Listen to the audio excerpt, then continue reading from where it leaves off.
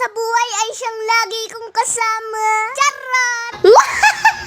Charot! Ang nagdi-design nga pala niyan ay ang aking ina at ang nagle-lettering naman ay ang aking ama. At dahil ang aking ama nga ay tattoo artist, kaya naman hindi siya nahihirapan sa pagle-lettering. At nang matapos nga si Papa sa pag-lettering, at natapos din si Mama sa paggawa ng album, ay ngayon naman ay ako na ang magtatapos nito. Para naman kahit papano ay matutunan ko kung paano ginagawa ang mga ganito. Bali dinidescribe nga lang pala ni Mama kung paano ko gagawin yan. At ginupit na rin nga pala ni Mama yung mga ginawang lettering ni Papa. At ngayon ay didikit ko naman dito sa album na ginawa ni Mama. Dahil baka may dikit pa ng iba.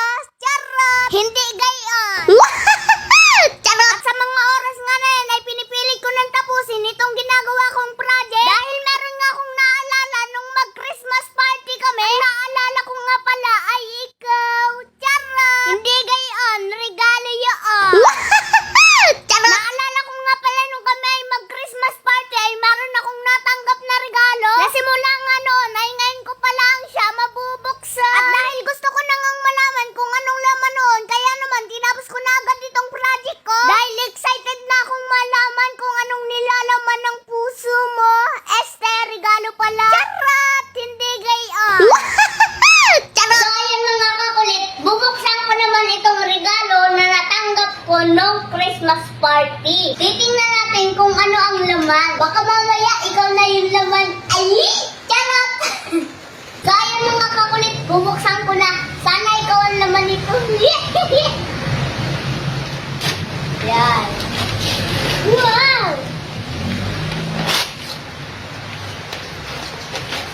Kapel. Huh? Wow! Ang ganda naman! Notebook at papel. Kaya nga lang yung notebook pambabae.